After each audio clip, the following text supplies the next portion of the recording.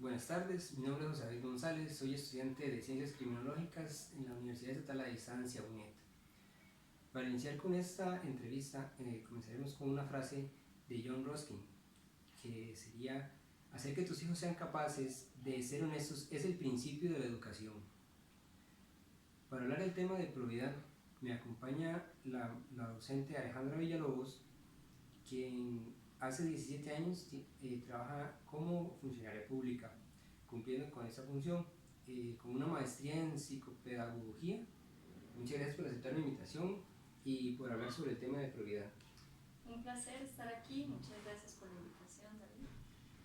Claro.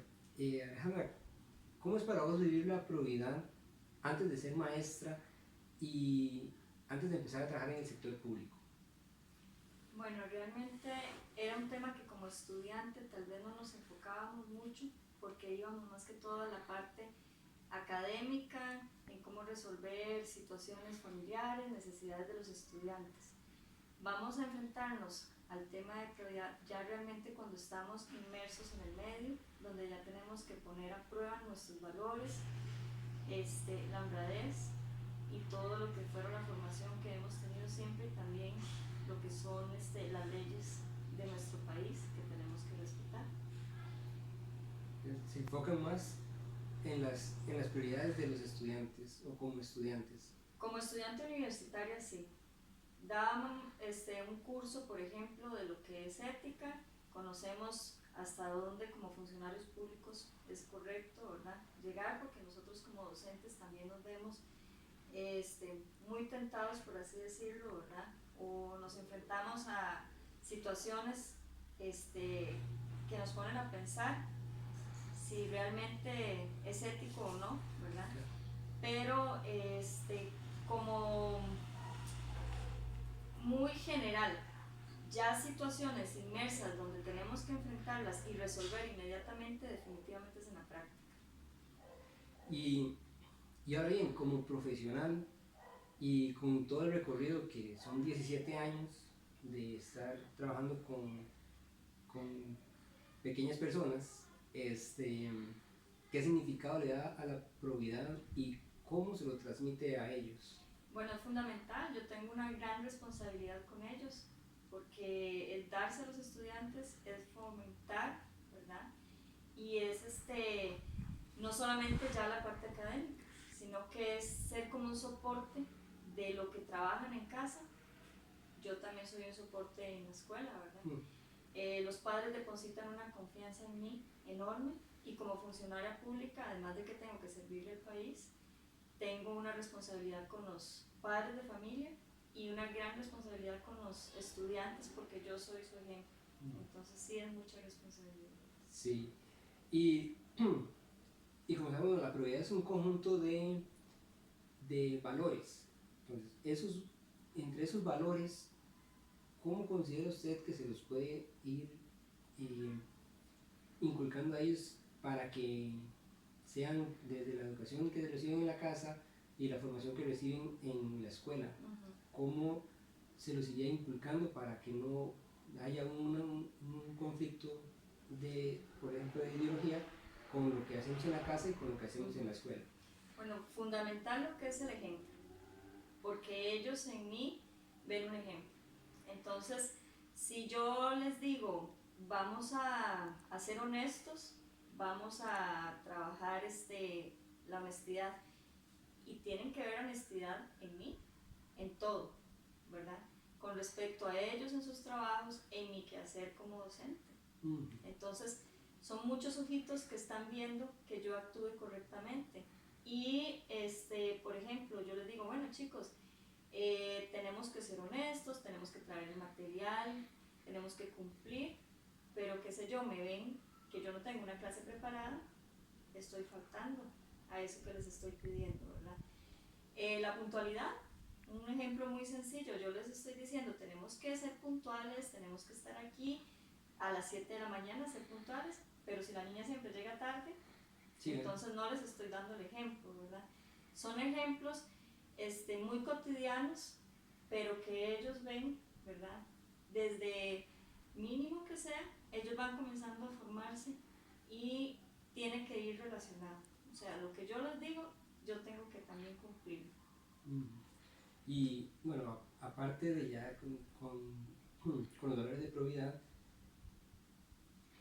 ya cuando ya usted es docente y tienen sus responsabilidades y todo el ejemplo que tiene que guiar, existen normativas que regulan la probidad en Costa Rica. ¿Usted conoce de esas normativas? Sí, claro, tenemos lo que es la ley, ¿verdad? En contra de la corrupción y el enriquecimiento ilícito, que todos los empleados públicos fuimos capacitados, al menos en mi escuela, nos llegaron a dar una capacitación general sobre esta ley, porque la debemos de conocer. No podemos, ¿verdad?, decir de que no la conocemos y cometer faltas, porque no debemos, como empleado público la debemos de conocer. Entonces, mejor dicho, podría ser que el funcionario público está como en la obligación de orientar la gestión para la satisfacción del público en general, que en este caso serían los padres de familia y sus hijos. Exactamente, nosotros tenemos esa responsabilidad, no podemos hacer desconocimiento de la ley. Y digo, en su caso, ¿ha conocido algún compañero que ha actuado con probidad teniendo la posibilidad de no hacerlo? Bueno, nosotros muchas veces, como son estudiantes, ¿verdad?, nos vemos a veces tentados y nos cuesta tomar ciertas decisiones porque actuamos con el corazón. Y a veces ese actuar con el corazón no es muy ético. Típico caso, ¿verdad?, cuando ya estamos a final de año y vemos al estudiante que está perdiendo el año. Tal vez hemos estado todo el año detrás de ese estudiante, pero la mamá no se presenta y entonces decimos y estamos en ese de que, ay, le faltan 2 puntos. Por 2 puntos perdió el año. ¿Qué hacemos? ¿Verdad? Son 2 puntos o es 1 punto. Lo ayudamos. Pero ese ayudar a veces puede traer consecuencias negativas en ese estudiante porque estamos faltando a un principio, ¿verdad? Y ahí es donde debemos de recordar, ¿verdad?, y hacer valer esta ley. Lamentablemente a veces hay que apartar los sentimientos y ser objetivos totalmente, porque tenemos que hacerla respetar. Y si el estudiante no cumplió con su programa, no cumplió como estudiante, no podemos llegar y darle los 2 puntos así de la nada. Claro, bueno, como seres humanos que somos, siempre se va a fallar en algún momento. Y incluso cuando se trabaja con mucha honestidad y con altos valores, cuesta mucho a veces quebrantarlos. Digamos, violentar el deber de probidad,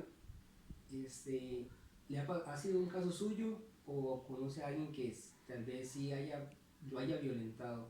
Aunque podemos decir violentado, pero no es tan violentar un acto, sino que es más que todo como una ética, ¿verdad? Sí, a nosotros nos pasa mucho más que todo a inicio de año con lo que son los ejemplos así como que uno dice, pero eso no es nada, pero si se va a investigar un poquito, sí lo es, con lo que son los editoriales, ¿verdad? El típico ejemplo, porque en el caso, por ejemplo, de estudiantes, a veces se tiene que hacer un estudio de todo el contexto de ese estudiante, que por qué le faltaron esos 2 puntos, ¿verdad? Entonces a veces sí entramos en un dilema de que sí o no, pero siento que no es tanta la presión muchas veces, pero sí con el asunto a veces de editoriales, porque llegan y nos ofrecen, ¿verdad?, paquetes de libros y sabemos que los programas actuales no están adecuados para utilizar libros, porque ya se hizo una modificación a nivel curricular en lo que es el uso de libros. No nos funciona para trabajarlo con los estudiantes, pero nos ofrecen regalías, nos ofrecen un montón de facilidades, ¿verdad?, que son, como dicen, tentaciones, ¿verdad? Sí, totalmente. Y podemos caer en eso y decir, mira, pero es que si me están dando cierta cantidad de libros gratis, me están dando un planificador, me están dando láminas lindas, ¿verdad? Entonces, si lo vemos de forma general, decimos, no, eso no es nada, son apoyos. Pero estamos pidiéndole a los papás, ¿verdad?, unos libros que sabemos que no son indispensables, que perfectamente podemos trabajar sin ellos y los podemos hacer ver que son necesarios y a lo mejor no lo ven.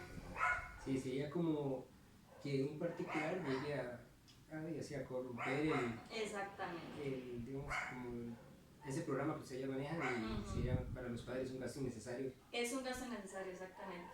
Sí, hay una forma para que ustedes no sean éticos en su profesión. Exactamente. Sí, entiendo su ejemplo. Muchas posibilidades que se lleguen a corromper. En su institución, me imagino que deben de existir códigos, tanto de ética o de conducta. ¿Nos podría hablar un poco sobre esos códigos que se manejan dentro de su institución? Sí, por ejemplo, la institución, bueno, la directora, tenemos lo que es la normativa, las directrices del Ministerio de Educación Pública, que todos tenemos que seguir, según también lo que es la ley costarricense. Pero también cada institución tiene su propia normativa y nos regimos sobre eso. Por ejemplo, la directora evitó ya, y es totalmente prohibido el uso de libros. Entonces, ningún profesor puede pedir libros para evitar esta situación que le daba como ejemplo. Ajá. También otra, para evitar el enriquecimiento ilícito, el manejo de dineros, nosotros no tocamos ningún tipo de dinero, lo que son cuotas o dineros que envían los papás, es una tesorera, es la tesorera de la institución, que se hace cargo de toda la plata que ingresa a la institución y ella es la que rinde cuentas, porque nosotros como docentes y empleados públicos no podemos manejar fondos, ¿verdad? Eso sería como una pequeña junta de padres. Exactamente. Que se manejan para que se evitar. maneja. Ah, perfecto. Entonces ahora bien, por lo menciona, bueno, son normas que se deben de aplicar y con todo el peso que amerita. ¿Ha conocido usted casos donde se haya hecho no sé, el peso de alguna normativa, ya sea de la escuela o tanto del Ministerio de Educación, o no ha conocido algún caso? Casos aislados, por ejemplo, lo que dicen que pasan en el circuito, por ejemplo, que una directora solicitó cuotas y hizo un mal manejo de cuotas, ¿verdad? La Junta de Educación no tenía, eso fue una institución del circuito.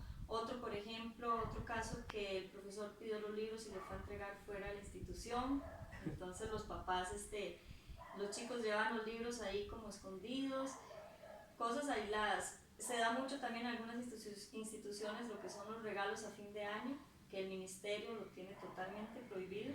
Es una norma que todas las escuelas públicas tenemos que cumplir, no se pueden dar regalos a fin de año. Sin embargo, se dan instituciones que los papás se organizan y entregan los regalos de los chicos en el parque, en la acera, ¿verdad? Incluso a veces la maestra participa de esta compra. Entonces sí se da, claro que se da mucho en instituciones. Particularmente para la que laboro, no me he dado cuenta, por ejemplo, en lo que es la parte de evaluación, porque sí pertenezco al comité de evaluación de la institución, sí hubo un problema con un chico que se dio una alteración de puntajes al final del año. Esto fue una amonestación, ¿verdad?, por parte de la directora, porque es una falta. Era la que le explicaba yo que como docentes a veces actuamos con el corazón, ¿verdad? Y no cumplimos, ¿verdad?, con el principio de la honradez en este caso y lo que es la ética como funcionario público. Sí se dio un caso el año pasado sobre una alteración de notas para que el chico se viera beneficiado. Y pues el personal docente en ese momento tuvo que asumir las consecuencias de esos hechos. Sí, bueno, con estos ejemplos y como vos perteneces ya más allá de esa institución, en una junta directiva, entonces, en su opinión, ¿cómo podría mejorar la ética en esa función pública? Si estuviera en sus manos para mejorarla. Bueno, primero, sé que como empleados nosotros no podemos hacer desconocimiento de la ley, pero muchas veces por la carga laboral que tenemos, ¿verdad?, como docentes, descuidamos esa parte legal. Entonces siento que es fundamental en reuniones de personal hacer de conocimiento a todo el personal sobre las leyes de cada costarricense empleado público. ¿Por qué? Porque muchas veces sabemos que están ahí pero no las leemos, no sacamos el tiempo y desconocemos de mucho, ¿verdad? Entonces sí siento que es fundamental que un especialista dé la información para que cada uno de los maestros, en el caso de mi institución, la conozca. Luego es fundamental para mí la motivación, ¿verdad? Como directora, como jefe, yo siento que es una gran responsabilidad que tiene cada uno de motivar al personal, señalar sus cosas buenas, ¿verdad? Pero también potencializar esas cositas que hay que mejorar, ¿verdad? Hacerlas ver, pero también señalar su parte positiva, porque muchas veces nos sentimos mal y perdemos ese interés, ¿verdad? En los trabajos porque no sentimos la motivación de nuestros jefes. Entonces siento que eso es importante y sin duda el ejemplo. El ejemplo, si yo actúo, trato de actuar correctamente, yo creo que es un reflejo hacia los demás y tengo la capacidad para poder después pedirle a las demás personas que actúen bien. Claro. Volviendo al principio de lo que decías, antes de ser docente, como eras estudiante y como veías la probidad y la ética desde un punto diferente. Ahora con todo ese conocimiento y todo lo que has atravesado, ¿qué recomendación daría para mejorar los valores y ética profesional que reciben los estudiantes universitarios actualmente? Sí, yo siento que la universidad, como estudiantes, debemos de entrar a lo que es la práctica, ¿verdad? Debemos de enfrentar situaciones reales, porque como estudiante sí yo conocía lo que era la parte legal, ¿verdad? Como docente, cuáles eran mis obligaciones, pero hay muchos detalles que solamente en el aula los llegamos a experimentar. Entonces yo siento que los estudiantes deben hacer más trabajo de campo. Eso es importante, como vos decís, con estudiantes universitarios que van a clases presenciales, pero por ejemplo, en caso de estudiantes de la universidad a la distancia que no llegan hasta las clases, de hecho muchos de nosotros no conocemos a los tutores y es un poco difícil tal vez ese rol de llevarlo, porque tal vez el estudiante a distancia solo presenta sus trabajos, solo y se guía por algunas normas. Por ejemplo, a la hora de entregar un trabajo tenemos son normas APA, etc. Entonces, ¿cómo podría usted decir que un estudiante de la UNED que es a distancia tenga una mejor ética y que pueda recibir estos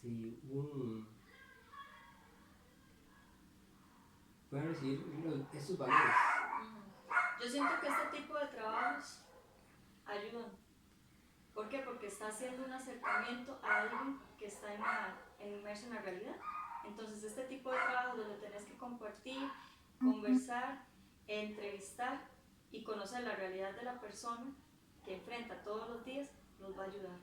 Porque no es solamente sentarse a leer un libro, te estoy comentando lo que yo vivo en mi práctica y es una forma de acercarlos a ustedes. Yo entiendo, yo fui estudiante de la UNED y sí, es complicado, pero la UNED también ha cambiado mucho y se ha enfocado un poco más en el acercamiento de los estudiantes, tanto de campo no, pero sí el realizar este tipo de trabajos como para que experimenten y vean qué es lo que enfrentan las personas ya cuando se gradúan, ¿verdad? Sí, que es algo que a lo mejor muchos estudiantes no conocen y que en universidades presenciales sí lo hacen por el hecho que tienen al tutor enfrente y van a clases todos los días. Exactamente, pero ahora hay una gran ventaja y es el internet, son los medios audiovisuales, ¿verdad? Entonces, sí, con este tipo de trabajo yo estoy segura que se va a fomentar y les ayuda un montón a los estudiantes. Para ir finalizando esta entrevista que ha sido de mucho provecho, ¿será posible, que hay muchos puntos negros que envuelve a los funcionarios públicos?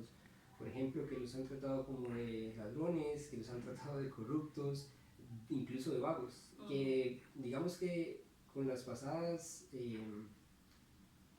huelgas que dieron, o sea, muchos de los docentes fueron tachados de vagos.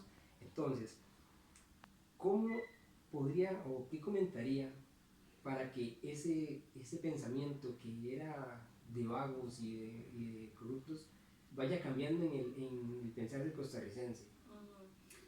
Lamentablemente nuestra carrera se ha visto perjudicada porque el gremio es difícil y lamentablemente muchos educadores se han encargado de hacer esa caracterización.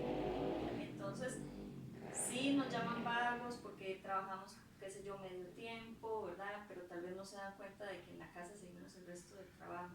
Yo siento que si yo soy feliz con lo que hago y hago mi mejor trabajo, no se lo tengo que andar pregonando, demostrando, ¿verdad? A todo el mundo. Yo siento que si yo estoy contenta y me siento bien con mi trabajo, mis estudiantes están saliendo adelante, es más que suficiente.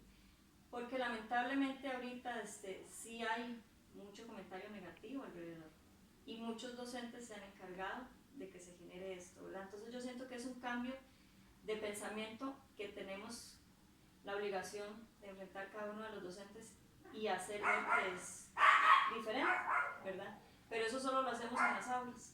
El cambio solo lo hacemos en las aulas, demostrando con nuestros estudiantes de que no somos lo que se está diciendo.